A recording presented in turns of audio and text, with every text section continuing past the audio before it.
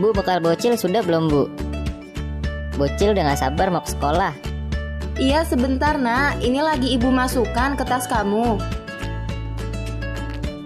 Loh, masker kamu kemana? Harus pakai masker ya, Bu? Ya harus dong, kan untuk menghindari virus-virus. Oke deh, Bu, bocil ambil dulu nih di kamar. Bocil berangkat ya, Bu? Sebentar, sini dulu ibu bilangin. Ada apa ya, Bu?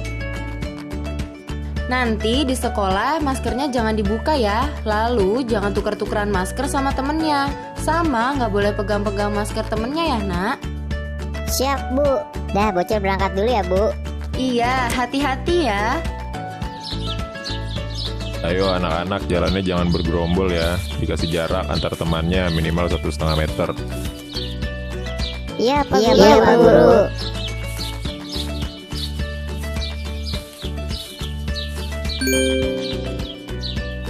Bapak cek dulu ya suhu tubuh kalian.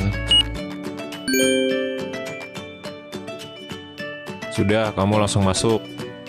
Iya, Pak Guru.